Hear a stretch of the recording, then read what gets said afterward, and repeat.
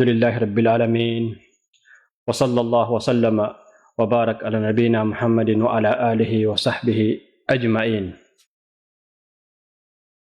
Ang lahat ng pagpupuri ay taging sa Allah subhanahu wa ta'ala, at ang kapayapaan at ang pagpapala ay mapasa ating sugo na si Propeta Muhammad sallallahu alaihi wasallam.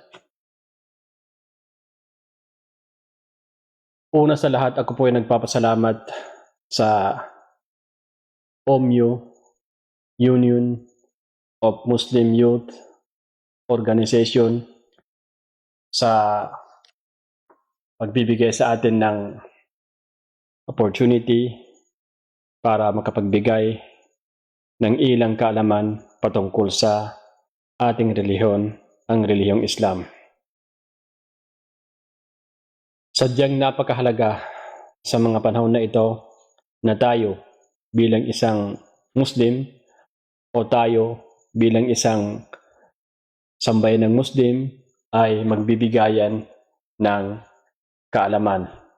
Lalong-lalo na sa panahon na ito na palapit ng palapit o halos nandito na sa atin ang isa sa mga hinihintay ng mga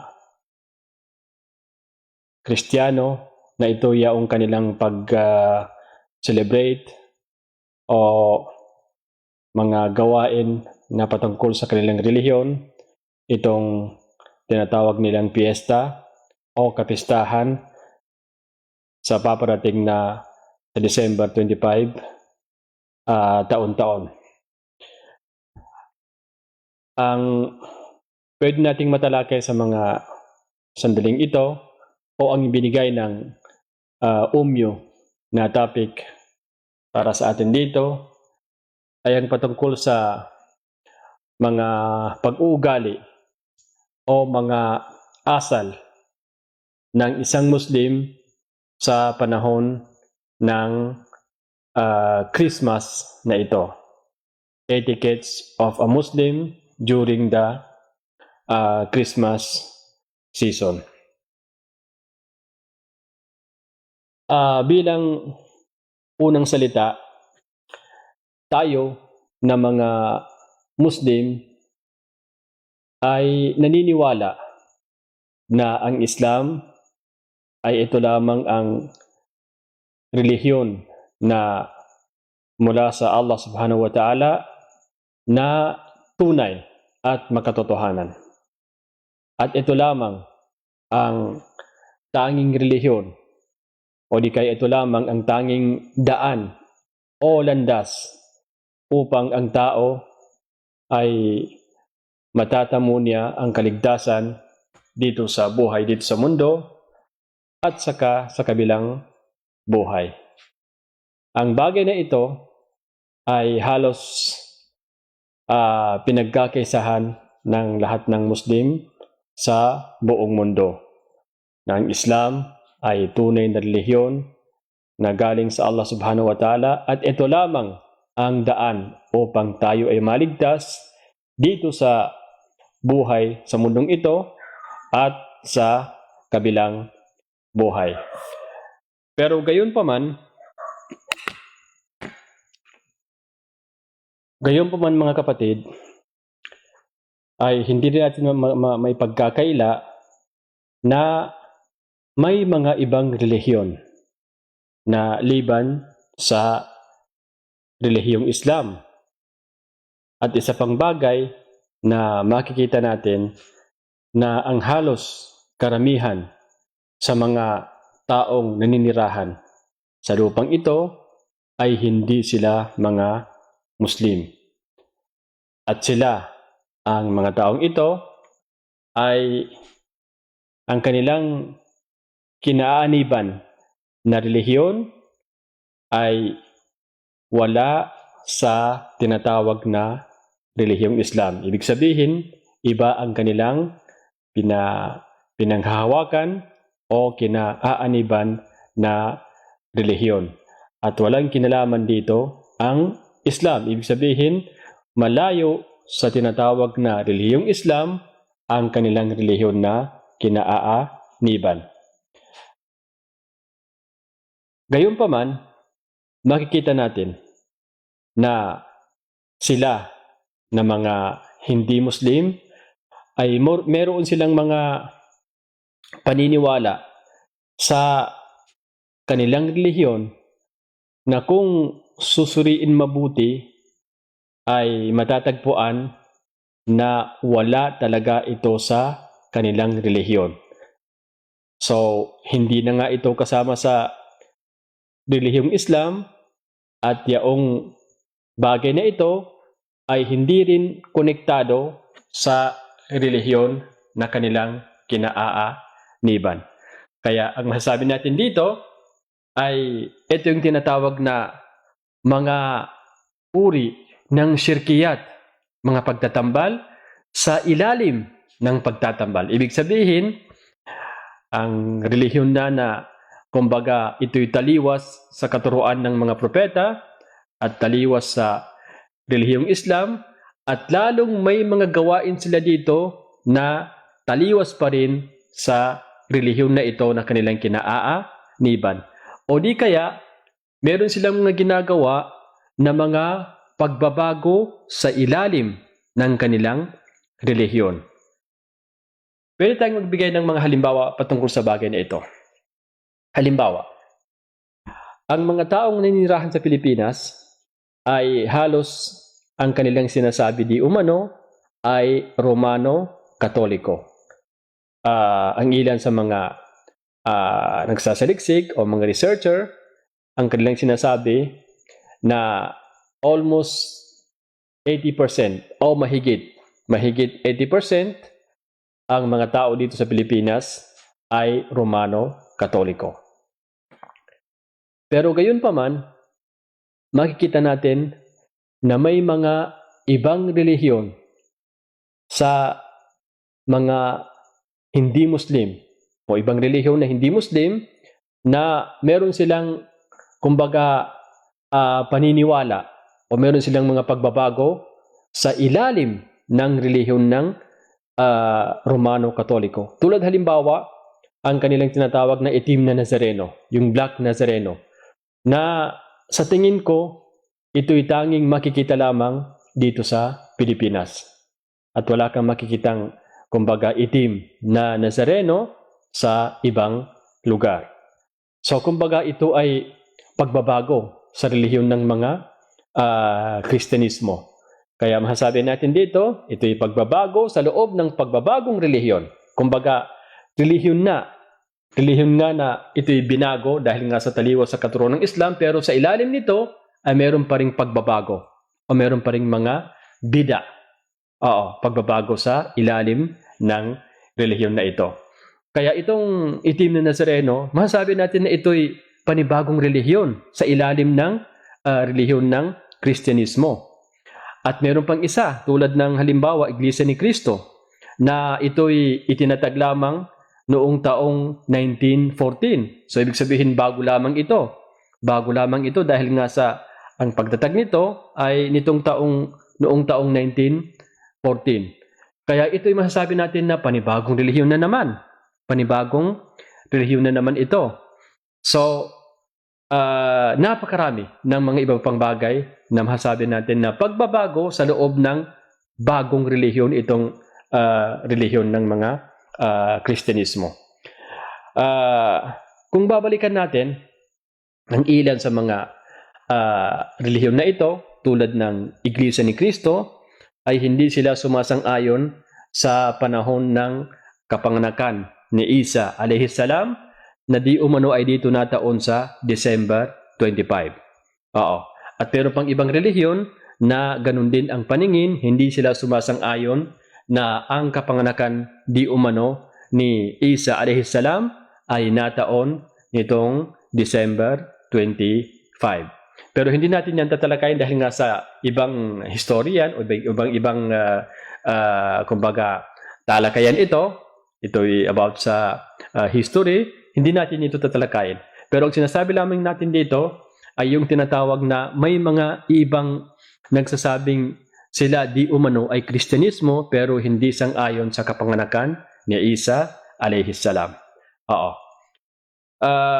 Ang ilan naman sa mga tinatawag nating bida, pagbabago sa kanilang relihiyon mula sa isa pang pagbabago, kumbaga branches ng pagbabago, panibago naman, ay itong tinatawag na Christmas, itong kapanganakan ni Isa alayhi salam, sapagkat ito ay napakalinaw na kasinungalingan. Si Isa alayhi salam, o ayon sa kanilang katawagan na si Jesucristo, Isa alayhi salam, mas mabuti lang tawagin natin sa tunay na pangalan, Isa ibn Maryam alayhi salam, ay hindi siya ipinanganak sa taon na o di kaya sa month, sa buwan ng December 25. Bagkus ang pinaka mas tama ayon sa pananaliksik ng ilan sa mga maalam natin, mas malapit o di kaya siguro na nakikita nila na mas malapit na ang kapanganakan ni Isa alayhi salam ay sa buwan ng September. Sa buwan ng September. Yun ang kanilang kumbaga nakikitang tama na kapanganakan ni Isa alayhi salam at hindi sa December 25. Kaya ito ay kumbaga panibago na ginagawa ng mga Kristyanismo na pagse-celebrate o pagsasaya sa December 25 sapagkat ito nga ay hindi nga ito ang kapanganakan ni Isa alayhi salam. Kalakip pa rin sa mga bagay na ito, kalakip nito ang mga paggawa ng mga Christmas tree na ang ilan sa mga bansa ngayon, ilan sa mga lugar ngayon ay makikita natin na gumagawa sila ng Christmas tree o di kaya Christmas decors o di kaya mga ilaw, mga lanterns o di kaya mga iba't ibang masasarap na uri ng pagkain at ang pagbibigayan ng mga regalo at ang pinaka tampok sa mga ito ay ang pagdating ni Santa Claus para magbigay ng regalo sa mga bata. Ang lahat ng ito ay pawang mga pagdiriwang ng mga pagano at hindi ng mga tao sa panahon ni Isa alayhi salam. Kaya ito ang sinasabi natin na pagbabago sa ilalim ng relihiyon na bago. So itong tinatawag sa Arabic na bida, dakhila, bida. Kumbaga mga pagbabago nga na ginagawa nila sa ilalim pa rin ng pagbabagong relihiyon. So dahil nga sa tayo na mga Muslim dito sa Pilipinas ay dahil nga sa dami ng ating pakikisalamuho sa mga hindi Muslim ay nagkaroon ng epekto o di kaya nagkaroon ng kumbaga naging ugali ng ilan sa mga Muslim na gayahin ang mga hindi Muslim sa mga pagbabago na ito o di kaya matatawag natin sa mga shirkiyat na ito. Ito'y dahil nga sa dami ng kanilang pakikisalamuha o di kaya pagiging kasama nito sa tinitirahan, halimbawa o di kaya sa opisina o di kaya sa trabaho. So nagkaroon ng kumbaga ang Muslim ay nanggagaya sa mga bagay na ito. Kaya tama ang kasabihan na nagsasabing sa wikang Arabic, idha kathural misas kallal ihsas o kathratul misas tudhibu al ihsas. Ang labis na pakikihalo-bilo ay nakakawala ng pakiramdam. Ito ang nangyari sa mga ilan sa mga Muslim kung bakit nila ginagaya, kung bakit sila nagse-celebrate sa kapanganakan di umano ni Isa alayhi salam dahil nga sa dami ng kanilang pakikisama, pakikisalamuha sa mga hindi Muslim. So, yan ang paunang salita na gusto kong ipaabot sa atin lahat bago ko pasukin itong mga topics na gusto nating matalakay sa mga sandaling ito. Ngayon mga kapatid, bago natin tatalakayin ang ilan sa mga pag-uugali ng isang Muslim sa panahon nitong Christmas season, ay meron akong gustong ipaabot na bagay na masasabi natin ito ay mga pundasyon na siyang kumukontrol sa ating pag-uugali, sa ating mga etiquette, sa ating mga asal na pwede nating magamit sa mga hindi Muslim. Unang pundasyon na dapat nating mabigyan ng pansin sapagkat ito ang kumbaga kumukontrol sa atin sa pag-uugali natin sa mga hindi pa Muslim.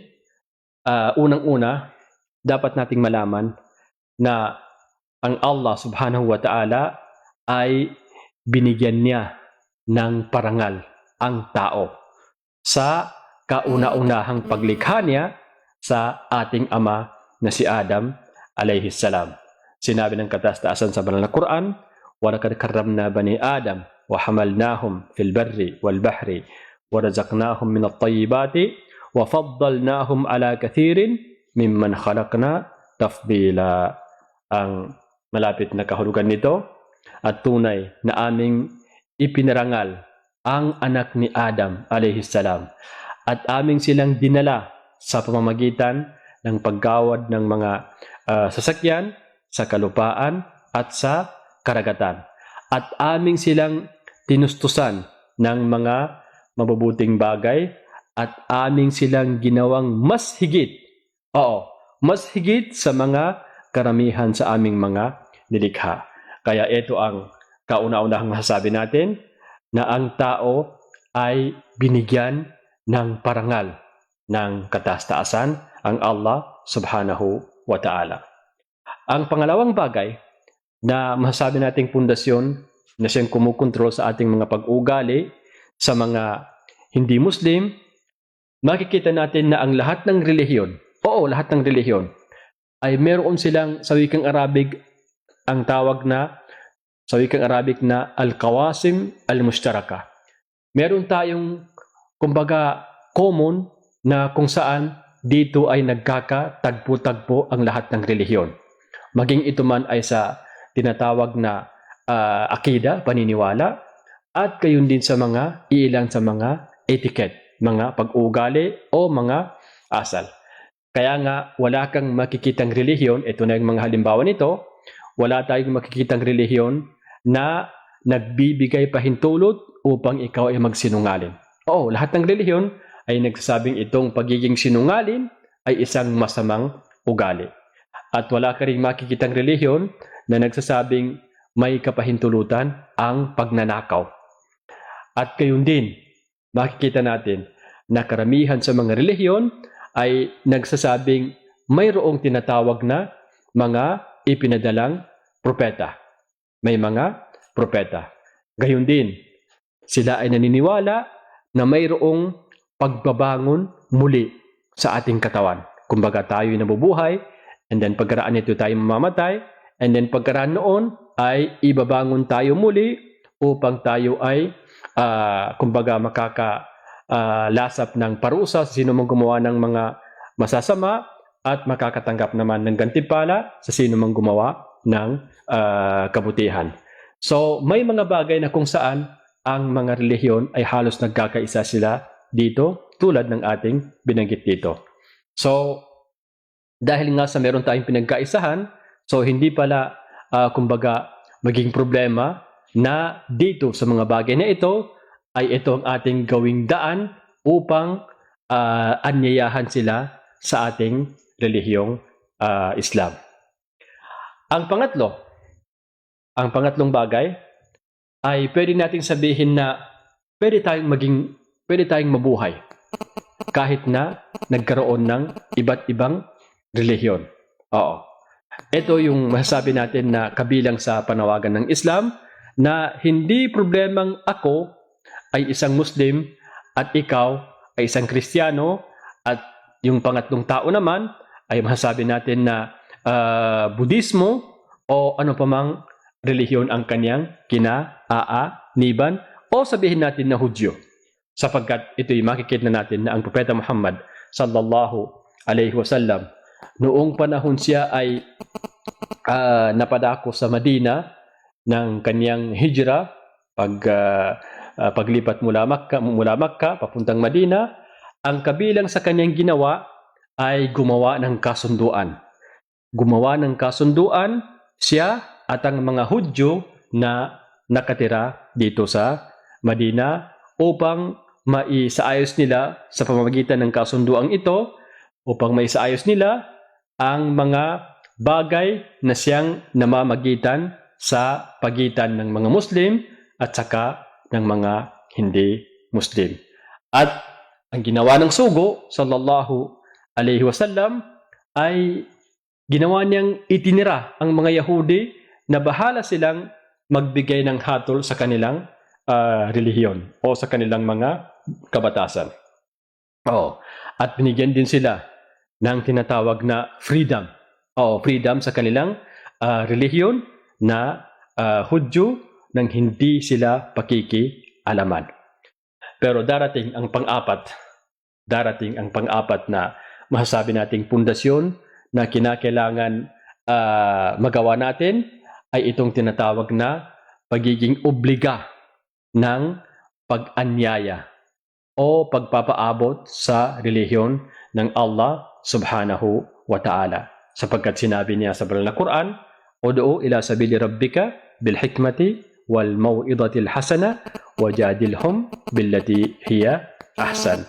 At manawagan ka, o Muhammad sallallahu alaihi wasallam, tungo sa landas ng iyong Panginoon, ng Allah subhanahu wa ta'ala, ng may karunungan, bil hikmah, at mainam na pangangaral, at makipagtalo kung kinakailangan, makipagtalo ka sa kanila sa paraang pinaka-mainam. So, obligado sa atin na iparating o mag-anyaya sa mga tao upang malaman nila ang relihiyong Islam. Sinabi pa rin sa iba pang talata, "Qul hadihi sabili ad'u ila Allahi ala basiratin ana wa man ittaba'ani." Ang ibig sabihin mo, o Muhammad sallallahu alaihi wasallam, ito ang aking landas. Ako ay nananawagan tungo sa Allah ng may kaalaman. Ako at ang sino mang sumusunod sa akin. So ito pa rin ang masabi natin na kabilang pa rin sa talata na nag-obliga sa atin na iparating ang relihiyon ng Allah subhanahu wa ta'ala. Ang panglima na mga pundasyon masasabi natin kumukontrol sa ating mga pag-uugali, sa ating mga etiquette sa mga hindi Muslim, ay itong etiquette, itong pag-uugali sa Islam ay hindi ito pwedeng kumbaga gawin ng iba at iwasan naman ang iba. O di kaya gawin mong isang bagay sa mga natatanging tao at iwasan naman sa ibang tao. Ang tinatawag na etiquette o pag-uugali sa Islam ay buo at hindi maaring ito ay magkakahiwa-hiwalay o magkakawatak-watak. Sinabi ng kataas-taasan, "Wa qulu lin-nasi husna," at mangusap kayo sa mga tao, lahat ng tao. Hindi sinasabing mangusap kayo sa mga Muslim lamang. Hindi sinasabing mangusap kayo sa mga Kristiyano lamang. Hindi sinasabing mangusap kayo sa mga Hudyo lamang. Kundi ang sinabi niya, mangusap kayo sa mga tao, magsabi ng mabuti sa mga tao ng mainam. Kumbaga kakausapin natin sila ng pinakamainam na pamamaraan. So hindi niya pinipili na ang tanging kakausapin mo lamang ay isang Muslim o di kaya isang Kristiyano o di kaya isang Hudyo o di kaya sino pa mang tao. Ang sinasabi ay lahat ng tao. Sinabi pa ng sugo sallallahu alaihi wasallam bilang suporta sa sinasabi natin na ang relihiyong Islam ay hindi niya ginawang magkakaiba o di kaya hindi niya ginawang hiwa-hiwalay ang tinatawag na etiquette sa Islam. Sinabi ng sugo sallallahu alaihi wasallam, "Ala man dalama muahadan aw intaqasahu aw kallafahu fawqa taqatihi aw akhadha minhu shay'an bighairi tibi nafsin minhu fa ana hajijuhu yawm al-qiyamah." Naiulat ni Abu Dawud ang hadith na ito. Ang kahulugan, sino man ang makitungo ng isang muahad. Ito yung kumbaga taong nagkaroon tayo ng usapan sa kanila. Sino ang makitungo ng muahad nang walang katarungan o may panghahamak o pinag-utusan ng higit sa kanyang kakayahan o kumuha mula sa kanya ng kahit na anong bagay ng labag sa kanyang kalooban, kung gayon sabi ng sugo, ako ang kanyang katunggali sa araw ng paghukom. So, subhanallah, ito yung magiging problema kapag ikaw ay nakitungo o di kaya gumawa ng hindi makatarungan sa isang muahad. Ang pang-anim na nasabi nating pundasyon sa pag-uugali natin o di kaya pundasyon na kumukontrol sa ating pag-uugali sa mga di-Muslim ay dapat tayong maging makatarungan. Dapat tayong maging makatarungan sa kanila na mga hindi-Muslim, sapagkat sila na mga hindi-Muslim ay meron tayong makikita sa kanila na mabuti ang ugali, mabuti ang pag-uugali, at meron tayong makikita sa kanila na kung ang pag-usapan ay patungkol sa tinatawag na pagtupad ng mga pangako, sila ay tumutupad sa kanilang mga pangako. Kaya hindi marapat sa isang Muslim na i-generalize niya ang kanyang pag-ugali sa lahat ng mga hindi pa Muslim at sabihin, wala, pare-pareho lamang sila na puro hindi mga Muslim. Wag ganon. Kinakailangan sa atin ay magkaroon ng tinatawag na pagiging makatarungan.